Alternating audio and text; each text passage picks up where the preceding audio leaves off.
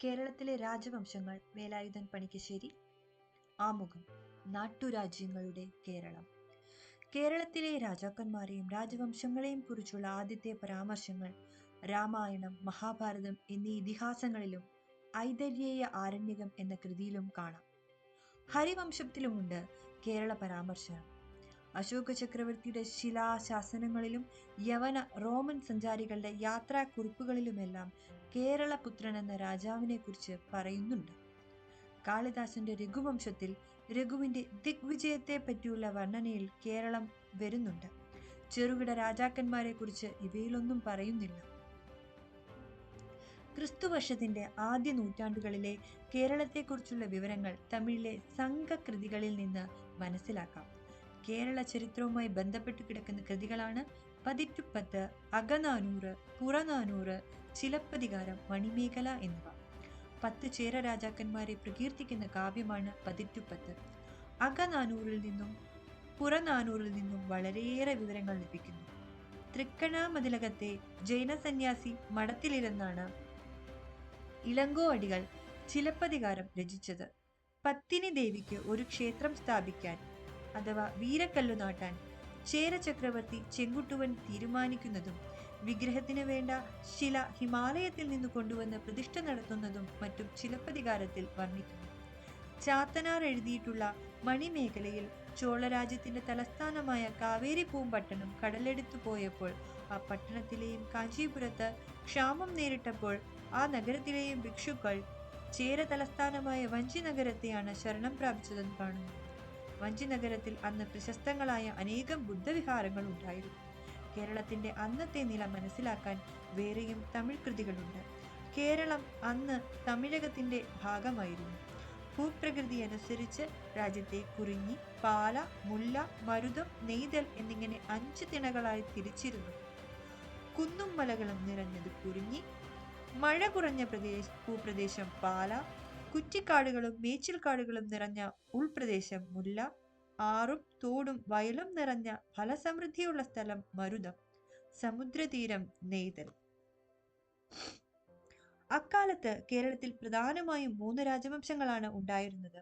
തെക്കേ അറ്റത്ത് ആയി രാജവംശം, മധ്യഭാഗത്ത് കുടനാടും കുട്ടനാടും ചേർന്ന ചേര രാജ്യം, വടക്കേ അറ്റത്ത് പൂഴിനാടെന്ന് പറയുന്ന ഏഴിമല രാജ്യം. ഈ രാജാക്കന്മാർക്ക് പുറമെ ഏതാനും ചിറ്റരജന്മാരും ഉണ്ടായിരുന്നു. ഇവരുടെ അധീനതയിൽ ഏതാനും കുന്നുകളോ മലകളോ ഉണ്ടായിരിക്കും. ആ പ്രദേശങ്ങളിലെ സ്വതന്ത്രാധികാരമുള്ള രാജാക്കന്മാര് ആണ് അവർ. കൊല്ലിമലയിലെ രാജാവ്, പറങ്കിമലയിലെ രാജാവ്, പാഴിമലയിലെ രാജാവ് എന്നിവരെല്ലാം കുറുനില മന്നന്മാരായിരുന്നു. പല രാജവംശങ്ങളും അവരുടേതായ അടയാളങ്ങളൊന്നും അവശേഷിപ്പിക്കാതെ മറഞ്ഞുപോയിട്ടുണ്ട്. ചെറുതും വലുതുമായ 51 രാജവംശങ്ങളെ കുറിച്ചുള്ള പരാമർശങ്ങളാണ് ഈ ഗ്രന്ഥത്തിന്റെ ഉള്ളടക്കം. പോർച്ചുഗീസുകാർ, ഡച്ചുകാർ, മൈസൂർ സുൽത്താൻമാർ, ഇംഗ്ലീഷുകാർ എന്നിവരുടെ സ്വാധീനത്തെക്കുറിച്ച് അനുബന്ധത്തിൽ ചേർത്തിട്ടുണ്ട്. പല കാര്യത്തിലും കേരളീയ രാജാക്കന്മാർ പുറത്തുള്ള രാജാക്കന്മാരിൽ നിന്നും തികച്ചും വ്യത്യസ്തരായിരുന്നു. ബാഹ്യപ്രകൃതിയിൽ മാത്രമല്ല, ജീവിത വീക്ഷണത്തിലും. രാജകീയ വരുമാനമെല്ലാം ആഡംബര ജീവിതം നയിക്കാനോ അമ്പരചുംബികളായ കൊട്ടാരങ്ങൾ കെട്ടിപ്പൊക്കാനോ പട്ടമഹിഷിമാരുടെ ഓർമ്മയ്ക്കായി വെൺകൽ മന്ദിരങ്ങൾ പടുത്തുയർത്താനോ അല്ല കേരളീയ രാജാക്കന്മാർ ശ്രമിച്ചിരുന്നത്. ഓരോ ചില്ലിക്കാശും നാടിന്റെയും നാട്ടുകാരുടെയും നന്മയ്ക്കായിട്ടാണ് ചെലവഴിച്ചിരുന്നത്. പല രാജാക്കന്മാരുടെയും കൊട്ടാരങ്ങൾ ഓലയും മുളയും കൊണ്ട് നിർമ്മിച്ചവയായിരുന്നു.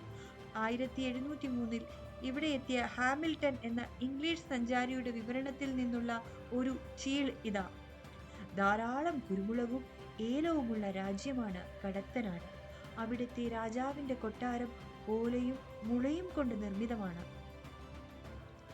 തല മുട്ടാതിരിക്കാൻ ഏറെ കുനിഞ്ഞിട്ടാണത്രേ അദ്ദേഹം കടത്തനാട്ട് രാജാവിന്റെ കൊട്ടാരത്തിൽ പ്രവേശിച്ചത്.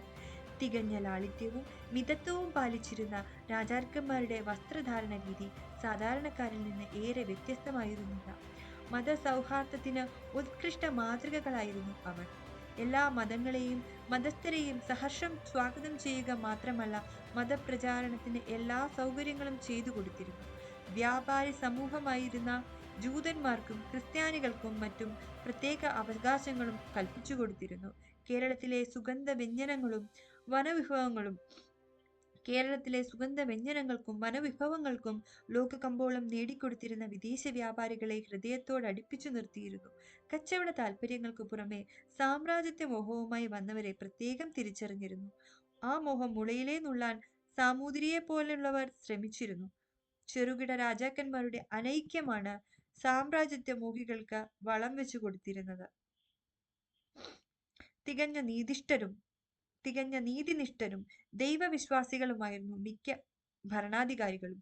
അധീനതയിലുള്ള രാജ്യമെല്ലാം തങ്ങളുടെ ആരാധനാമൂർത്തിയായ ശ്രീ പത്മനാഭന് അടിയറ വെച്ച് പത്മനാഭദാസരായി രാജ്യം ഭരിച്ചിരുന്നവരാണ് തിരുവിതാംകൂർ രാജാക്കന്മാർ. അതിന്റെ പ്രതീകമാണ് അവരുടെ കിരീടത്തിലുള്ള 2 പാദുകങ്ങൾ.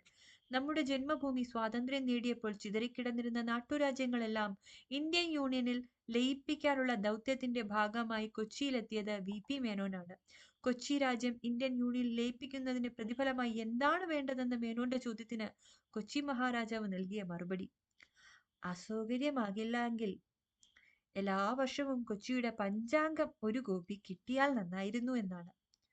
കോടിക്കണക്കിന് വിലയുള്ള രാജ്യത്തിന്റെ അധികാരം വിട്ടുകൊടുക്കുന്നതിന് പ്രതിഫലമായി ആവശ്യപ്പെട്ടത് ഏതാനും നയാ പൈസ വിലയുള്ള പഞ്ചാംഗം മാത്രം.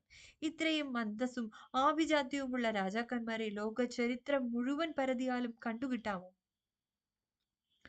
നമ്മുടെ രാജാക്കന്മാരുടെ ഭരണസീമ വിശാലമായിരുന്നില്ലെങ്കിലും ഹൃദയം ഏറെ വിശാലമായിരുന്നു. ഈ പുസ്തകത്തിന്റെ രചനയിൽ വളരെയേറെ രേഖകളും ഗ്രന്ഥങ്ങളും പ്രയോജനപ്പെടുത്തിയിട്ടുണ്ട്. വിദ്യാർത്ഥികളെയും ചരിത്ര കുതുകികളായ സാധാരണ വായനക്കാരെയും മുന്നിൽ കണ്ടാണ് ഈ കൃതി രചിച്ചിട്ടുള്ളത്. അവർ ഇത് പരമാവധി പ്രയോജനപ്പെടുത്തുമെന്ന് വിശ്വസിക്കുന്നു. വേലായുധൻ, പണിക്കശ്ശേരി.